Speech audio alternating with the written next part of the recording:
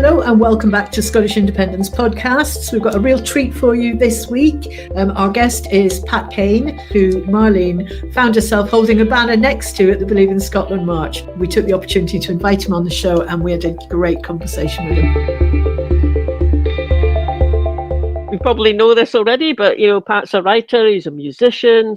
One half of the hugely successful Scottish band Hue and Cry. He's an activist, he's a curator.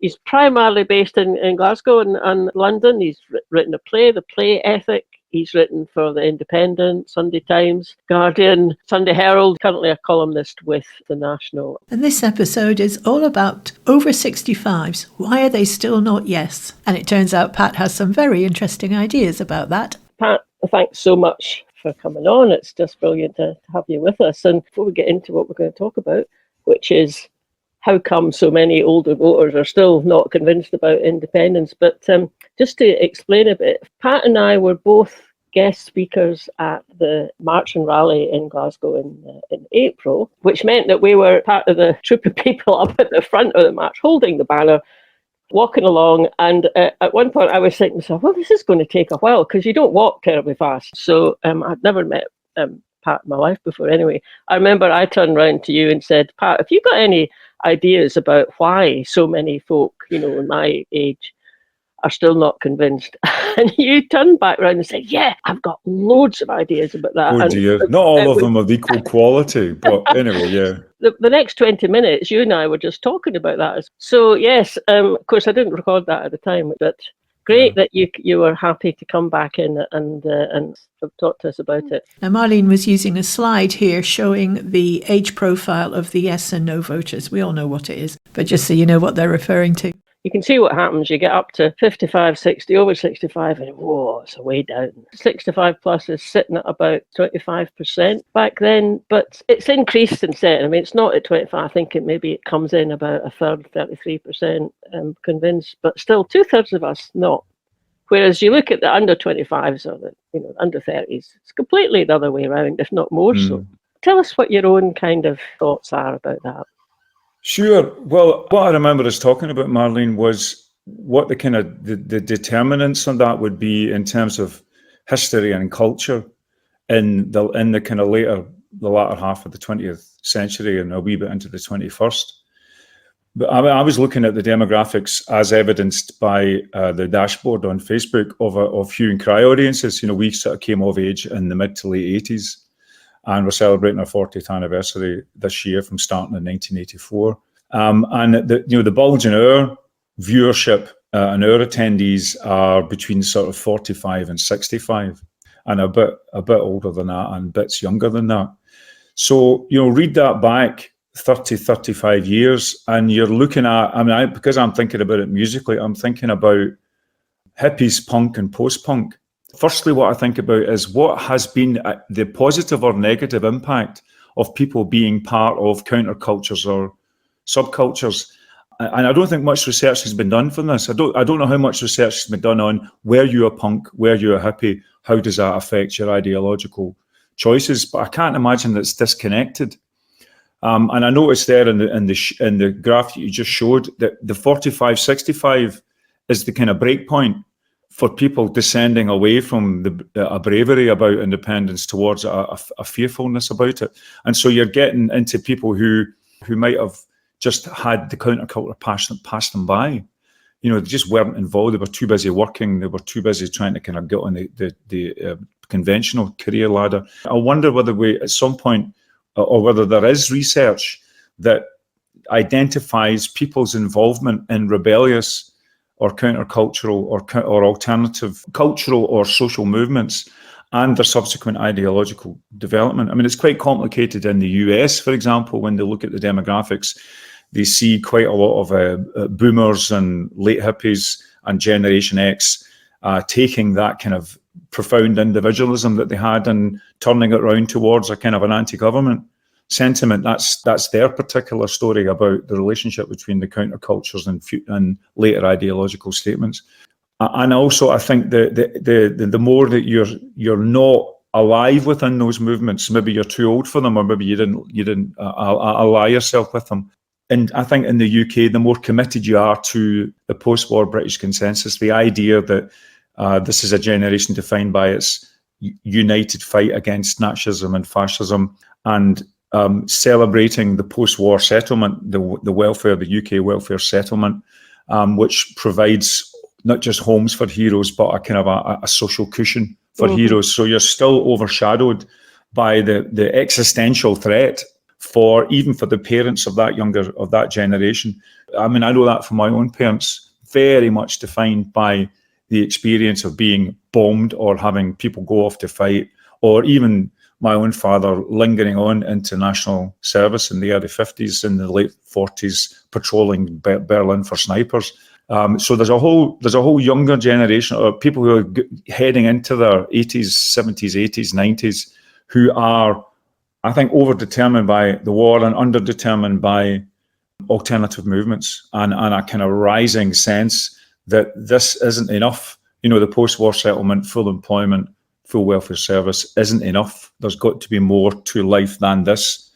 And I think the more that maybe even that generation is somewhat 50-50 open-minded, maybe even 60-40 or 55-45 open-minded to independence, their children, more defined by the Scottish context, are going to be sort of intensely for independence. I mean, that generation whose children are now in their 20s and 30s would be the people who were supporting bands like Hue and Cry and Deacon Blue and Runrig in the 80s and 90s. They're affected by the rising sort of cultural movement in Scotland as a mood tone, as a feeling tone. How do we feel about being in this part of the world called Scotland? That begins to really shift and change. 70s, 80s, 70s, 80s. So it's quite a complex overlapping thing that I've been thinking about. And obviously as well, I think there's a class component to this, to the extent that people who have worked in tough jobs, whether they be service or manual, all their lives, and then finally eke a partly private pension out of that, or rely on public pensions, are very easily scared, by any macro change in conditions. We're not, again, one of the great underdevelopment points of Scotland, we're not like a Scandinavian country, that has very well provided for elders who then have autonomy to be flourishing citizens. It's a poor state in Scotland in terms of the way that we support financially and the level of pension support that we have inherited out of the British system. So people are more insecure, they're more precarious. And if you're insecure and precarious, you're not likely to be an independence supporter. Even if independence tries to say, here's your ultimate security, the interregnum between voting for independence and establishing independence is scary to people. I would imagine, please tell me otherwise, and I know otherwise myself because I'm now 60, but I would expect that the economic social precarity of pensioners and elders in Scottish society is a continuing factor to their worry about macro level change. With the umbrella of UK around them, the pound guaranteeing any financial fluctuations that might affect pensions. Tell me what you think. There's a class of quite well-off pensioners who've had private pensions. And I think from their perspective, there also is a level of fear, which is they're quite happy where they are and they don't want to lose that. They don't want to rock the boat. And particularly if they've perhaps got BB or the civil service, and you end up with a reasonable pension, which is based on British sort of institutions that are not readily, it's harder to see, well, what would happen to that pension paid in sterling from the Civil Service Pension Authority in England once we're independent. That's also another angle that affects older people. I think it totally does. And, I mean, I've talked to quite a few people across the movement about this. And so there are some people, I mean, the Andrew Wilson's kind of end of things, that say, well, this is why we want to talk about sterlingisation, because we need some continuities, some basic support and continuity between one state of affairs and the other. And so the idea that your pension would be suddenly denominated in a currency that was being attacked by currency speculators and bond markets and so forth, and would be subject to the macroeconomic expertise of a Scottish Treasury, etc., etc., etc. So the continuity of pensions and ensuring that there isn't a sort of sense of threat on that is totally tied into some of the biggest questions about independence. Yeah. The pensions question and the kind of the fear and insecurity that generates is why I try to keep an open macroeconomic mind about the early years of independence in terms of a relationship to currency and resources. But I think there's another angle on this that's coming down the turnpike, which is a challenge to all national economies, which of course is climate crisis and climate worsening. And the question of what is the best circumstance in which one is secure becomes quite a big question, and it becomes more as much a sociological question as a macroeconomic question. By that I mean it becomes as much about how, in the face of a disrupted food chain, from overseas, not taking stuff away from shelves, if it comes to crop failures, if it comes to energy failures, if it comes to systemic failures of any kind as a result of climate change, what guarantees your security in your home, in your community? And I think that is moving towards a kind of self-reliance, a kind of frugality, a kind of post-consumerism, which I think there is a possibility for older generations to lead on, who are not quite defined by the hyper-consumerism that you would say came from the last 30, 40 years.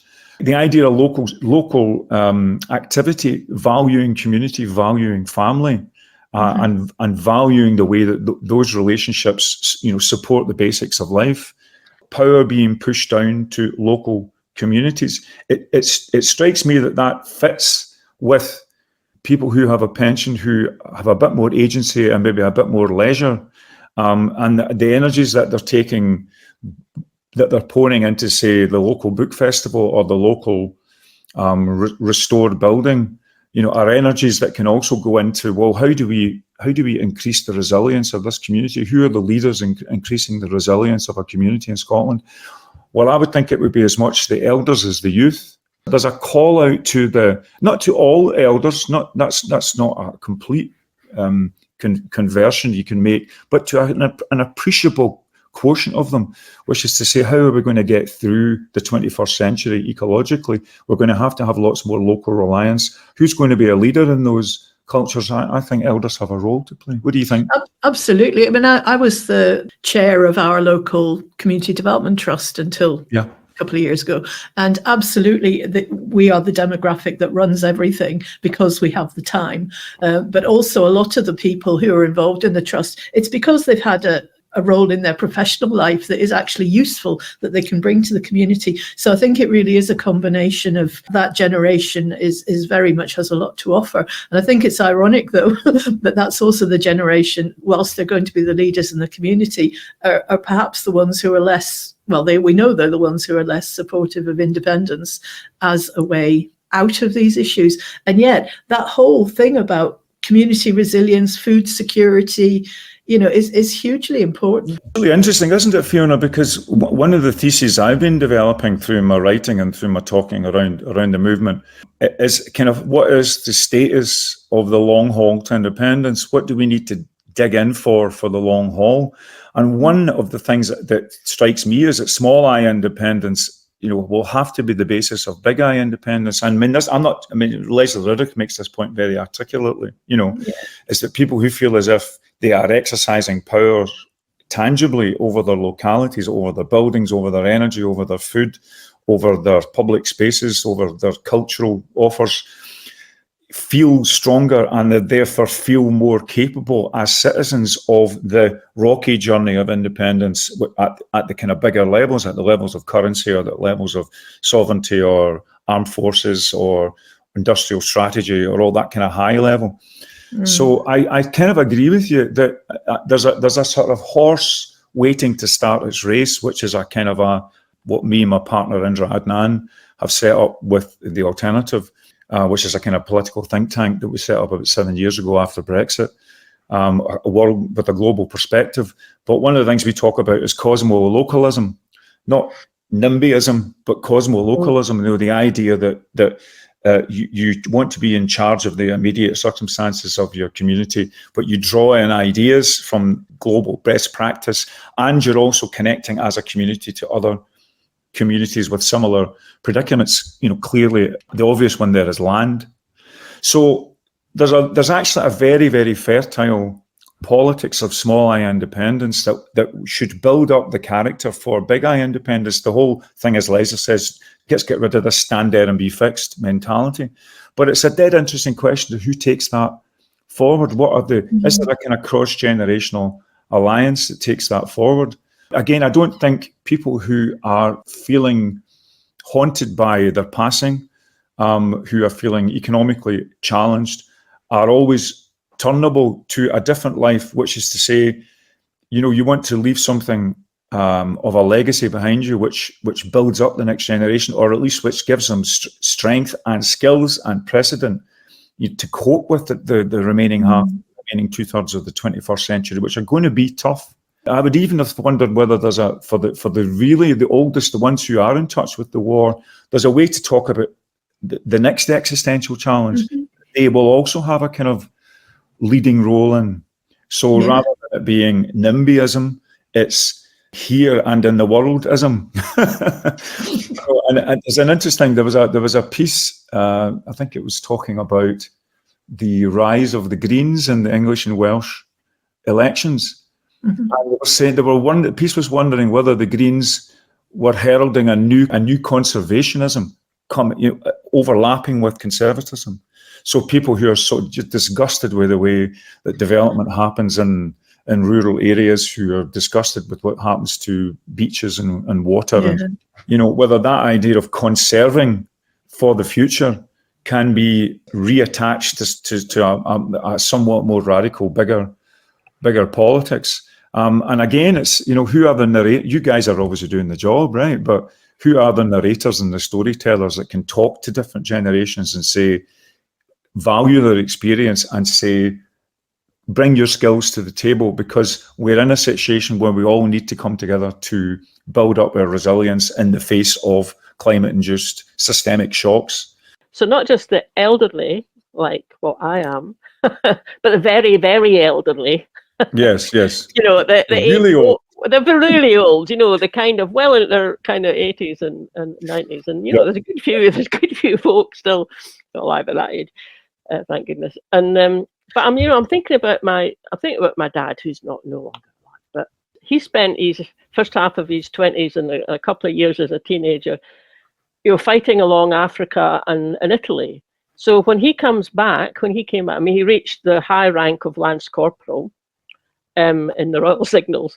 It was quite clear from how he talked about that, you know, he and his mates came back, and as far as they're concerned, they had done the job, and now it was for them to tell the government, I mean London government, what kind of society they wanted, what kind of how they wanted it to be run. And I mean, he was always a Labour supporter, and I think he was actually still, you know, reasonably optimistic about that, at least maybe up until the 70s when the Thatcher years started. But there was an idealism there. Yeah. And it was based on, we did something and it was hard and a lot of us got, you know, killed, but actually we did something. And yeah, kind of then he wanted the government to do it, but he also knew that he'd done it and his mates had done it. And, you know, for folk my age, we've all got, you know, uncles and aunts. And, you know, I knew a lady down the south coast who was one of the spotters for the German aircraft going over. Yeah. Who was also getting shot at when she was doing a shift down in the south coast. Or, you know, an aunt who got her boat shot out from under her in the Mediterranean by a submarine, and she was a nurse. So there was that kind of, we did something. So yeah, maybe, you know, it's just such an interesting wee train of thought to try and think, well, how could we capture that? Because we need to capture it again, wouldn't we? And it's very interesting because there's a lot of things running in parallel with this discussion about age. I mean, to go back to the hippies and then the punks and then the post-punks who are kind of 55, 65 in that kind of zone. At the same time as that kind of anarchy in the UK, funny enough, that's what the song was called, right? That had a whole sense of imaginative freedom and creative freedom, and being able to kind of define yourself in any way, shape, or form that you wish, which is the kind of instigator of our culture wars at the moment. That's where it all sort of starts. At the same time as that, a lot of sociologists and political scientists, particularly a guy called Peter Mayer, who wrote a book called Ruling the Void, are charting a gradual disillusionment with the political class per se over the same period, a real cynicism about politics and regimes getting more and more and more and more intense, with the great outlier being Scottish constitutional politics, where the idea is that you think that you can devise a state and you can create a constitutional force and you can, take a tabula rasa and restore a parliament and for example, have it have proportional representation such that we end up with a Green Party in government, the first one in Britain, and one of the leading ones. No matter what you think of them, there they were. They're a historical fact, and you could vote for them in an advanced system. Now, this settlement, this new constitutional settlement, is both top down and bottom up. It's top down in terms of what the 1997 government could make possible, but it's also bottom up as a consequence of an internal to Scotland 40, 50, 60 years set of arguments about how we could do Scotland, or we could do this nation, thus asserted differently. So there's an inner history from Scottish public life that sits alongside other histories.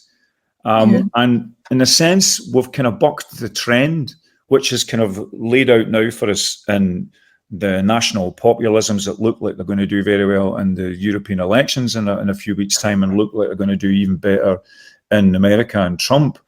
And these national populisms are kind of driven by older people who have who are not liberal graduates, younger graduates, and it's a very, very defensive, protect myself from the future, or somehow get back to a sense of greatness that doesn't have to deal with the rest of the wider world. In Scotland, I think we've had this rich stew between constitutional politics, a very strong cultural agenda. I mean, the fact that one of the axioms of Scottish life is work as if you were in the early days of a better nation. Where does that come from? Comes from Alistair Gray's novel that came out in 1982. No matter whether everybody's read it who says they've read it, they have it there as a sort of talisman. So there's a sort of rich stew in Scottish life that's happened over the last, I'll call it 40 years. I was part of it, that I think we can draw on. I think we can dip into it if we articulate it properly.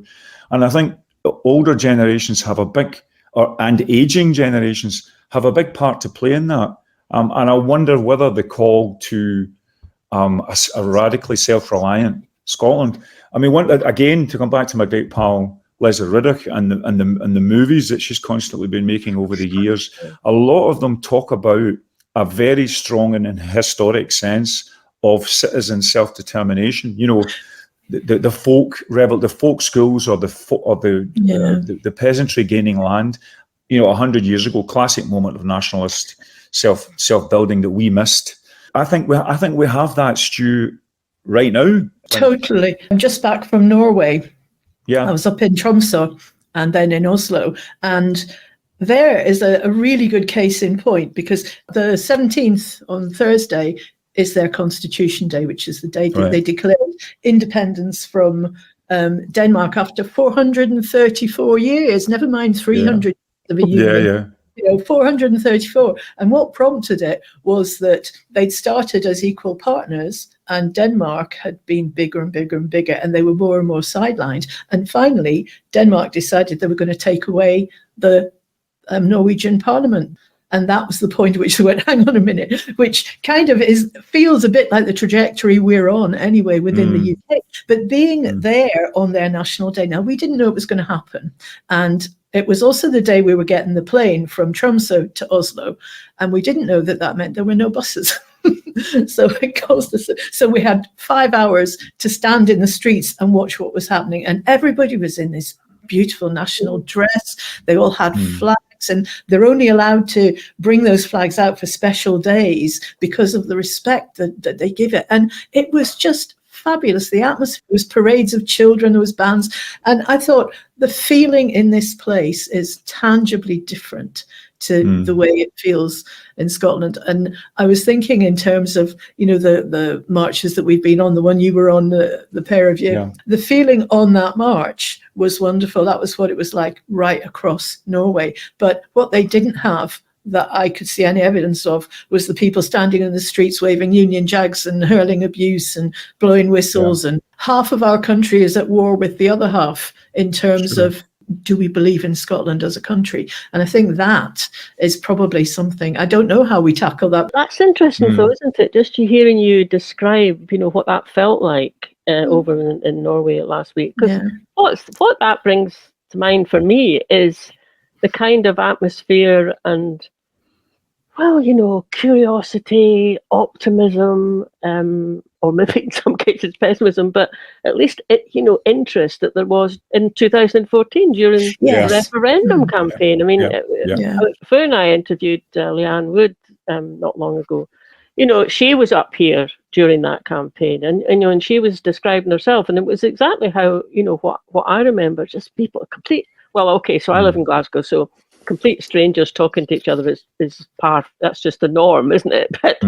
But you'd be in a bus and someone sits down and within 30 seconds someone said, have you made up your mind how you're going to vote yet? And you're in, not just a nice day kind of conversation, but what do you think? A whole discussion, and it was vibrant, it was exciting, and and even when it was someone who was going to vote the other way from oneself, that was all right. That still made it kind of really, in some ways, even more interesting and worthwhile. So, I mean, you can't just go back and recapture that, because there's been 10 years and there's all these things happened both in Westminster but also up here. But at least it gives us a bit of a flavour of what what we might be able to tap into. She had a fantastic phrase, Leanne, as well. She said that summer everything seemed possible, and I thought sense of hope, that's the thing that we somehow need to recapture, even though we might have to do it different ways. But again, I totally agree with everything you're saying. Unfortunately, not much of a debate here. Sorry, I'm too old for debate. But the thing that's interesting there is that festivity. We have, I think, obviously a festival of politics every year in the Scottish Parliament, but just taking festivity and conviviality, big posh words, but these are very important processes.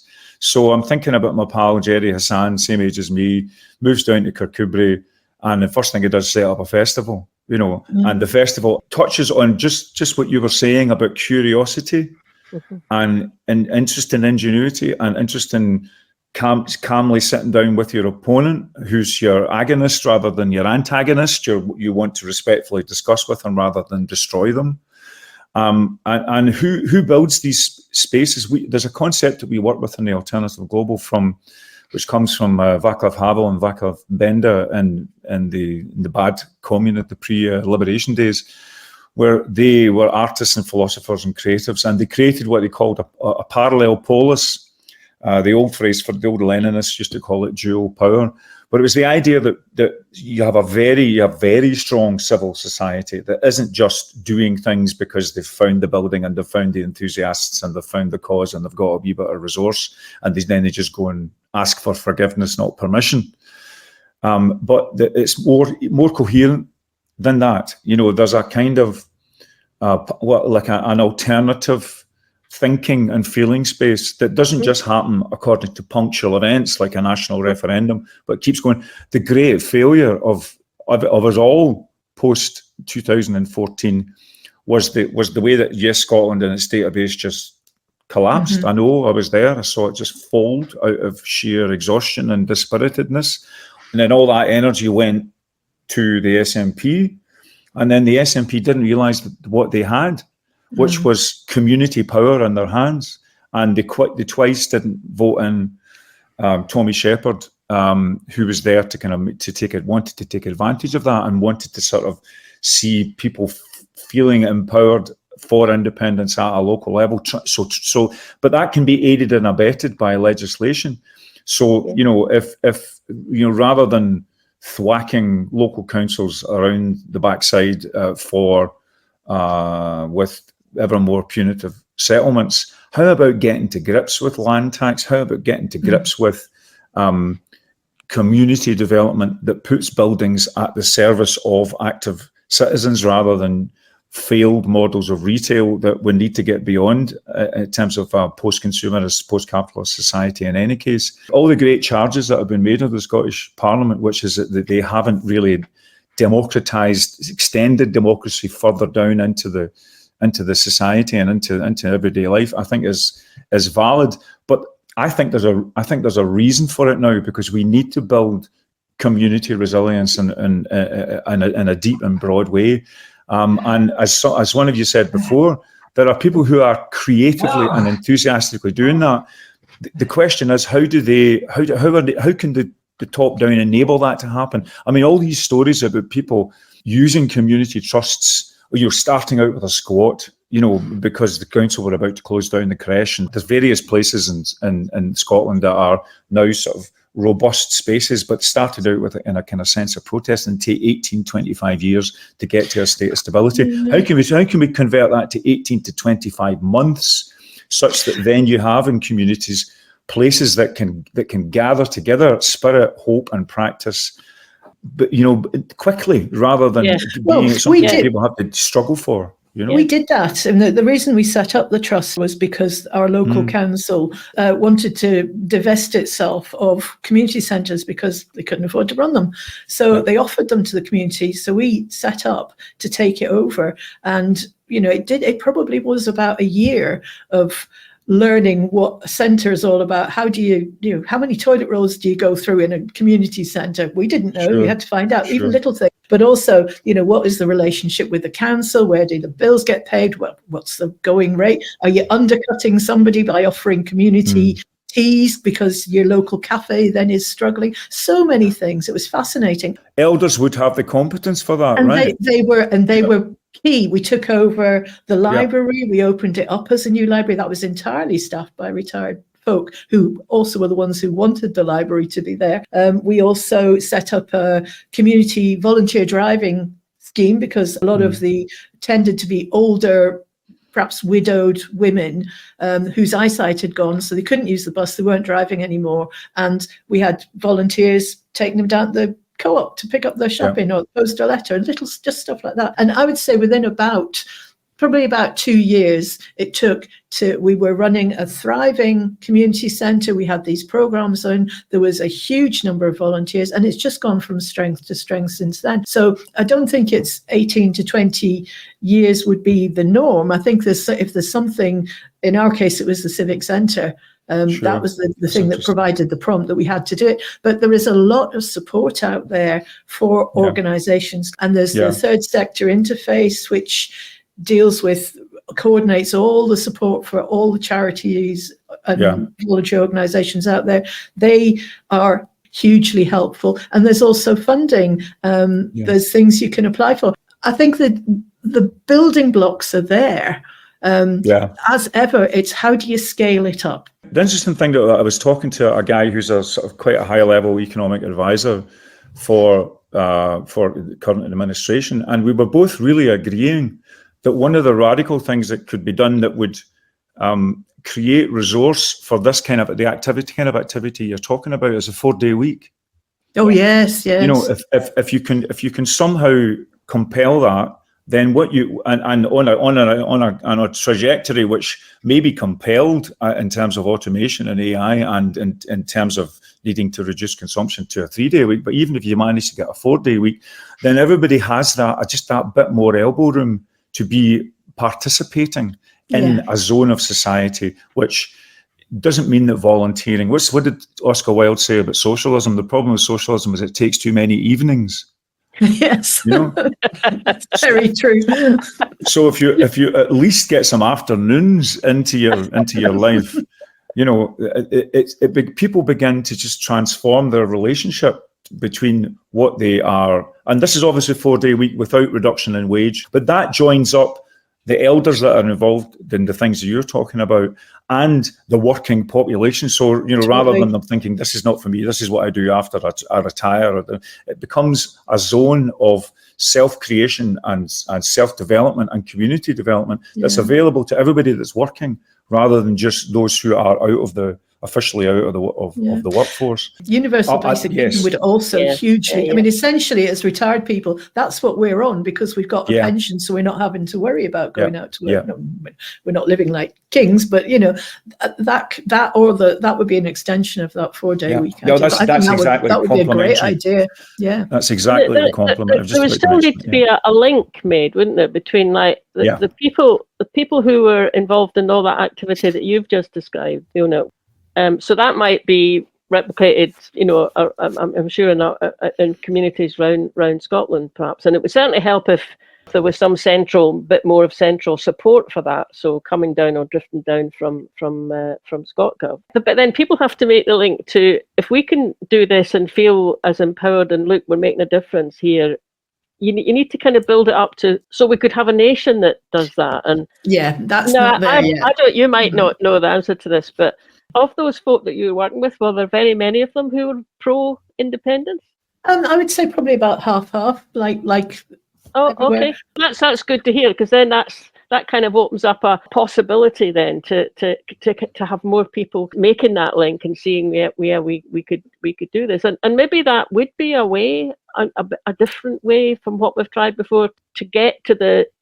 We still have to get to the people who are persuadable, don't we, about independence? I mean, there's some folk, and we know that they're not persuadable, but there's still that kind of 10%, 15% of folk who are persuadable, and they are the ones we need to reach. How do we reach them, and how do we get them to kind of go from their local experience and efforts that they may have put in to making it, let's do that for the whole country? Yeah, and I think the answer must be in terms of increasing pushing that responsibility down, so giving the councils more autonomy, not direct funding from Westminster bypassing Scotland, which I think is what Labour would like, but to just try and break up some of these big councils as well. I mean, Kate Forbes, I think, in one of her leadership debates way back, had said the first thing she'd do was she'd divide Highlands and Islands. Well, because I mean, as Leslie explains so well, we are totally out of whack with the whole of Europe in terms of the level at which our decisions are made. Figures taken from a YouGov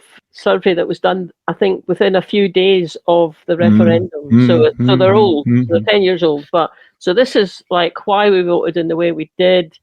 And this is for no voters. The pound, that was one of their main reasons. And then down, as you go down the page, they get to be less important. So their three top ones were the pound, pensions, and the NHS.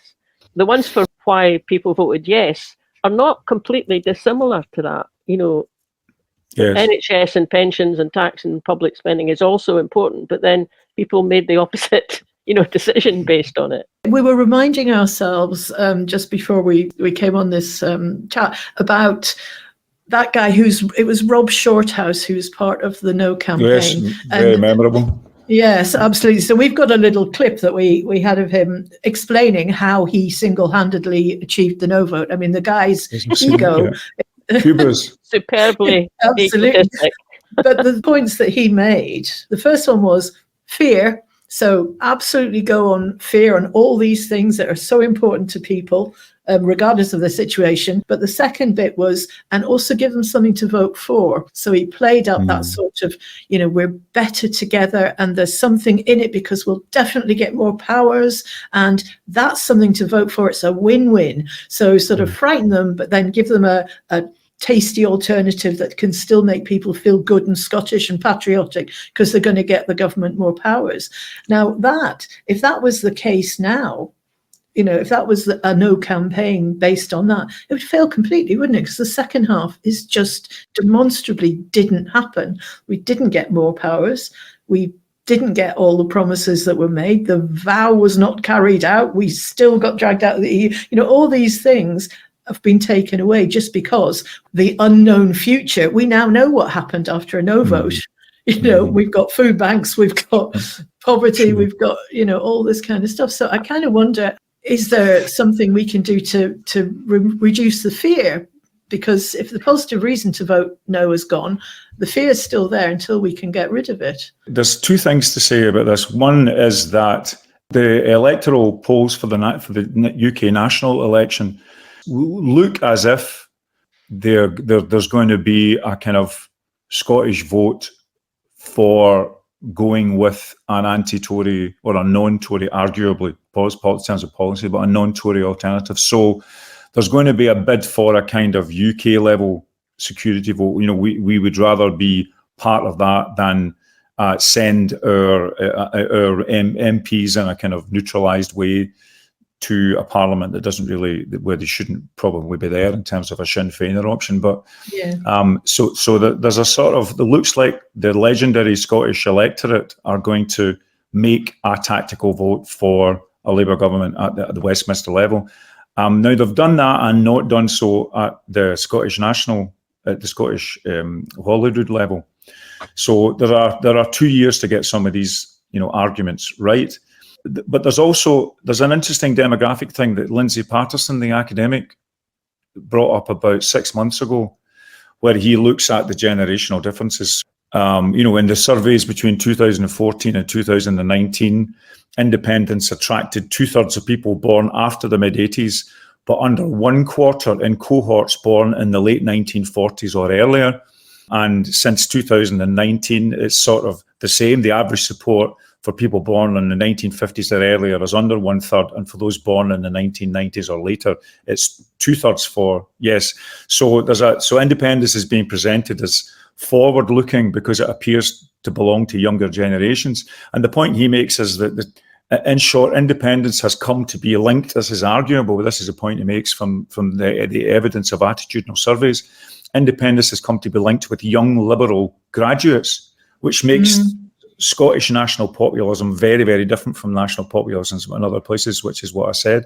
So despite the current travails of the SNP government, despite a Westminster defeat, the sociologists are telling us that it's not the Scottish Unionist increase is not guaranteed, because there's an identification of a certain generation with independence as the future, and Westminster as the past. And if the Starmer government gets into trouble quite quickly, as everybody's predicting that it will, then that younger generation will be able to kind of catch fire with independence again, maybe in time for the second Holyrood elections. That's the kind of, who are the leaders of the independence vote is probably that generation, young liberal graduates as they get older. But how do we stop there being a kind of recalcitrant elder generation that just is full of cynicism or despair or even nihilism about big level change? How do we cauterize those people? If that's the way they're going to be, then that's the way they're going to be. And then how do we get to elders who are active in their community, who were punks, hippies, punks, or post-punks? How do we recover their big picture heroic idealism? I mean, there's a movement in the US by the environmental campaigner Bill McKibben, and it's called Third Act. So it's basically saying to people in this age cohort, this is your third act. This is your moment to conclude the drama of your life and the life of those around you and your communities in a sort of magnificent, bold, and noble manner. And that's the appeal that they're making, is the sense of being the support for coming generations who have major challenges to bear. What does the older generation do with its assets, with its time, with its skills, with its expertise? So I've always thought there was a kind of an idealistic appeal could be made to older Scots. You're not going to get all of them, but you might well get a considerable chunk who are being urged to have agency, to be purposeful, to help others. And I think that's an appealable true sentiment. I really do. What came to mind when you were saying about Bill McKibben, movement, was because I noticed, like last year at Wimbledon, when there was a couple of demonstrations with people going on courts, and it was linked up. It was certainly to do with climate change, Yeah. And the people who did it were retired. I think there were 3 of them, and they're all retired. And I watched it and I thought, yeah, because they haven't got anything to lose. I mean, even if they ended up in prison, I mean, it's all right. Write a book about it or something. But but they didn't have anything to lose. It didn't matter to them that they were going to have a criminal record, because past where that was going to have any effect on them. I'm sure there are people, my age older, up in Scotland, who are active in that sort of climate change. Well, I know some of them, but how do we? CND as well. Yes, CND, but how do you get that kind of either shifted over or more likely expanded so that it becomes, a third act, which is to do with helping make Scotland independent again. It's just how to make that link, isn't it? I think, Marlene, we're going to have to get ourselves arrested. You and me get a podcast episode out of it. We will be. We could do a podcast from Conton Vale. We could. I'll bring you food packages, I promise. Break us out. I mean, one of the things that I was talking about, my speech at that rally where you and I were both speaking, was bringing up this notion of, can we have an intergenerational conversation then? Because we know that it worked in Ireland when they were making, what were very radical changes to the constitution, to allow gay marriage and abortion, and it was the older people who weren't really keen on it, and they set something going where, somebody younger would just phone up someone older that they knew, and whether it was their grandparents or whatever, their grandparents' pals or their next door neighbour. Yeah. And if we could get something like that going, maybe that would help just kind of expand people's horizons a wee bit. And let me flag up something that's clearly coming down the turnpike that's relevant to older generations, which is the drumbeat of war and the drumbeat of militarism that's pounding and pounding. And it's not just pounding in a kind of, weird, distorted version of the Cold War or the Second War. It's pounding at the level of military-industrial complex. Paul Mason is probably the greatest exemplar of this, which is like, how do we keep our working classes happy? We get them building bombs and tanks and material for challenges against Russia and China and threats to European coherence. So there's a drumbeat to war now, and I think we might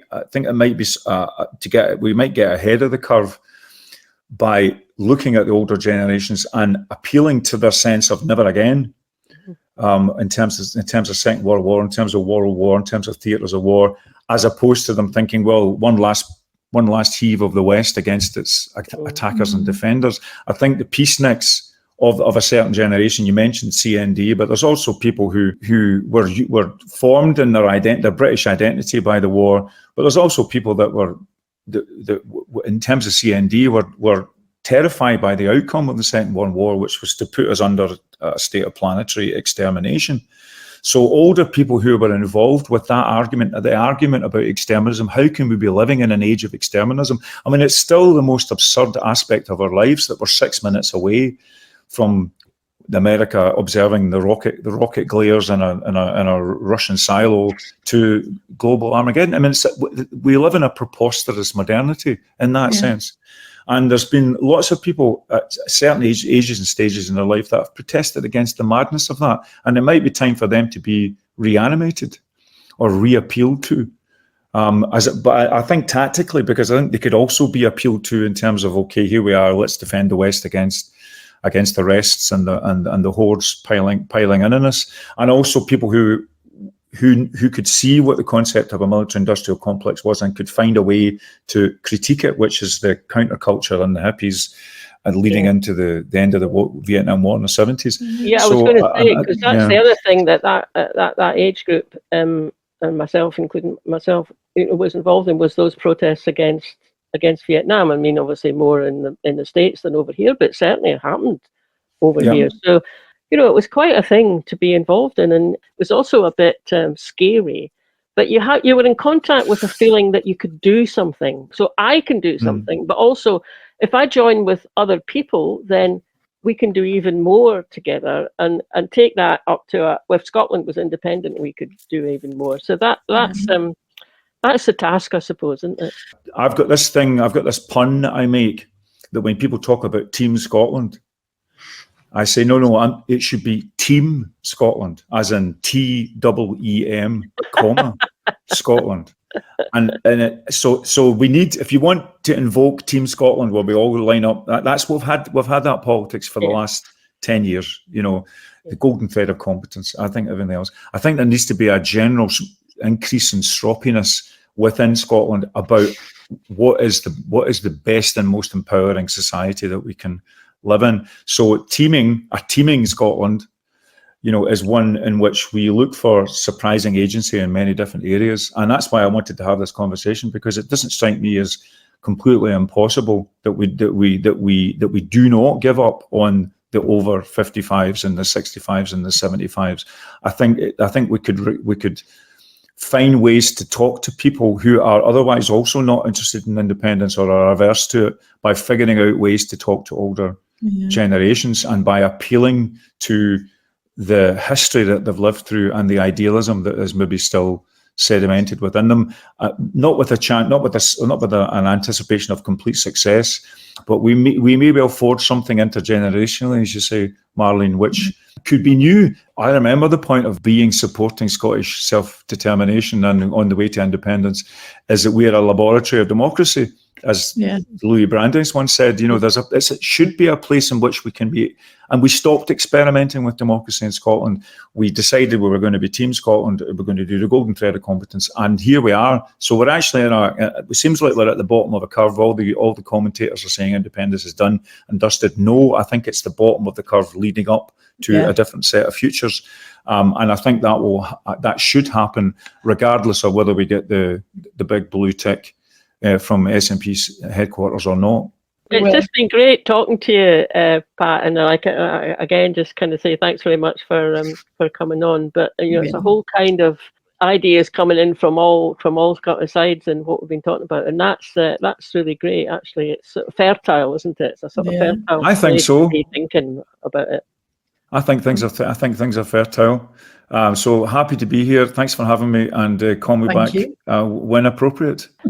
Yeah, thank you. Thanks again. Brilliant. Thoroughly enjoyed that. We could have chatted to Pat for much longer. Yeah. So thanks very much to our guest, Pat Kane, for joining us.